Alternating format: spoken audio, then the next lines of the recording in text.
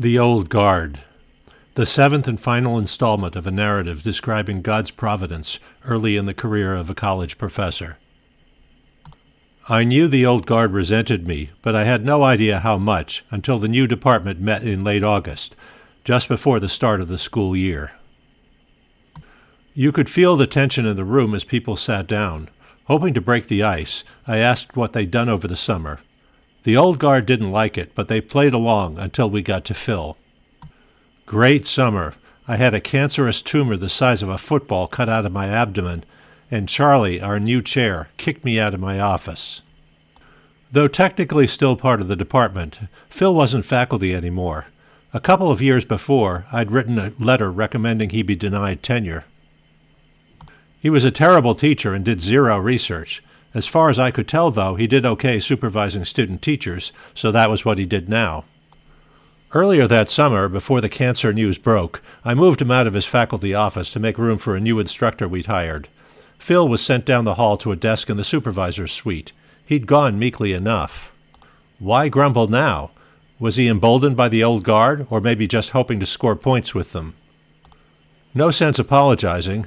I'd done what I needed to do, so I just said, "Welcome back, glad to see you again," and left it at that. The Old Guard, though, wasn't going to let me off so easily. Toward the end of the meeting, when I asked for questions, Karen from Special Ed asked who was going to make course assignments. When I said I would, she asked sarcastically if I was going to assign her to teach preschool classes.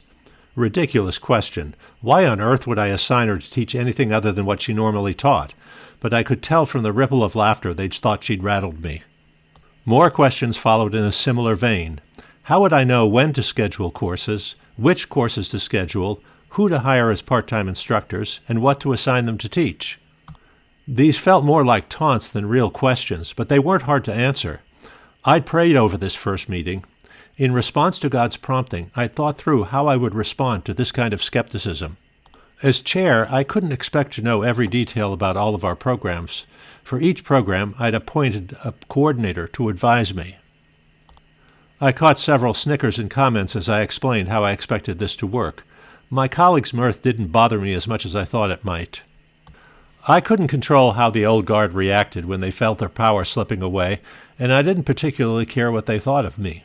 All that mattered was that the new department run smoothly. It had been created last spring when 3 smaller departments were merged for the sake of efficiency. The Old Guard predicted disaster. I didn't care who made fun of me as long as that didn't happen.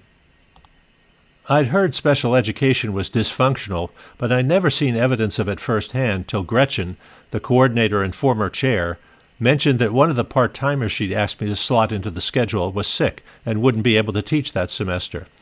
Since classes had already started, I asked who I should appoint in his place. "He'll find someone," she assured me. Alarm bells rang.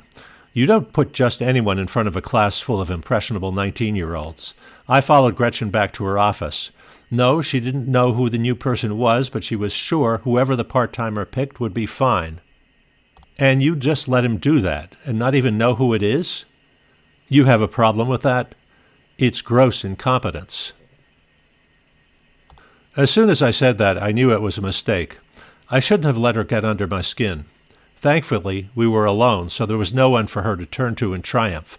The worst she could do was tell me to get out of her office. "Watch your back," warned the dean when I told him. "She'll come for you, and for me." And she did. There was a rule there about colleagues treating one another with respect. That didn't include accusing someone of incompetence, however confident one might be that the accusation was true. Gretchen went to HR. I could have been disciplined, but the dean intervened, asking Gretchen if she really wanted people to know I'd called her incompetent. Apparently not, because she withdrew her complaint. The dean had my back. Without him, I wouldn't have made it through that tense and tumultuous year. To the horror of the Old Guard, I made many changes. I sought God's counsel daily, and he guided me through the thicket of anger and ridicule. Every day, it seemed, he got me out of one jam or another. It didn't occur to me then, what I came to see later, that he had a plan for me. Part of it was my election as chair, despite stiff opposition. It included the support of the dean, the defeat of the Old Guard, and my ability to withstand scorn and sarcasm. If you had known me then, you would have been surprised that he chose me to go through all of that. I was pretty green in higher education, and my temperament wasn't exactly ideal. But I didn't trouble myself about why I was chosen. It was enough to know I could turn to him whenever I despaired of finding a way forward. During the year I was chair, 1,000 administrative details distracted me from the war with the old guard. Little by little I mastered them, and the new department ran more smoothly. Faculty who deserved promotions all got them. Curriculum was revised and streamlined. Several excellent new instructors were hired. But my adversaries had one more surprise for me. Karen, from special education, filed a union grievance. The course schedule was supposed to be approved by a vote of the faculty. Though I shared the proposed schedule with everyone and asked for corrections, no vote had been held. The dean broke the bad news. An emergency meeting of the department would have to be scheduled to correct the omission. It was utterly pointless, of course, not to mention inconvenient for everyone. So naturally I told them the reason, Karen's grievance. I found out afterward I shouldn't have done that. The identity of the grievant was supposed to be kept secret. I, however, wasn't the target. It was the person who told me, my ally, the dean. A deputation from the union crowded into my small office, a couple of union honchos and Karen looking wounded by the awful injustice that everyone now knew it was she who had wasted our time.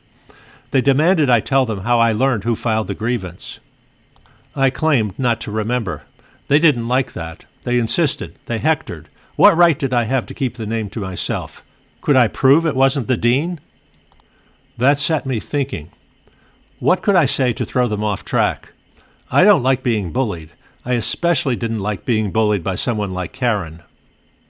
As a union member myself, I was under no obligation to tell them the truth, so I told them a story that I knew they wouldn't like hearing, that I suspected the information came from one of their own leaders. They looked at one another uneasily. I could see the wheels turning. Was I lying, or had someone let something slip? The interrogation hadn't gone as they'd planned. They left the office in puzzlement, muttering together about next steps, but there were none. That was the last I ever heard about Karen's grievance. The dean, however, had clashed with the faculty and the union on all kinds of other issues. In late April, a vote of no confidence was held. I was out of town at the time, interviewing for a job at a larger university. I had decided I liked being chair. I knew my current job was precarious, and I thought there was a chance if I went elsewhere I might earn more and feel more secure. When I returned, the college was astir with excitement. In the wake of the successful no-confidence vote, several senior faculty members had been seen marching in the direction of the president's office. Everyone agreed the dean's days were numbered. I began to suspect mine were as well. I was sitting at my desk pondering this unhappy state of affairs when the phone rang. The person on the other end pretended to scold me for not recognizing her voice. It was the dean who had interviewed me just 2 weeks earlier. Was I still interested in that job I'd applied for? Was I ever? I almost fell out of my seat when she told me the salary. I'm sure God didn't send me this new opportunity just for the money. With perfect foreknowledge, he would have known what in fact happened, that my current dean would soon be let go, and that without his support I would make no further progress. He would have known, too, of the challenges that awaited at my new job, of the many injustices there were to be rectified and sorrows consoled. He would have known that I would continue to trust him, to pray faithfully, and to respond to his promptings. As I loaded the moving truck with our possessions, all of the vexing administrative details that had filled my consciousness during the past year slipped away. My confrontations with the old guard faded in memory, and I said a quick prayer for God to prepare me for the onslaught of challenges that I knew lay ahead at the end of this new leg of my journey.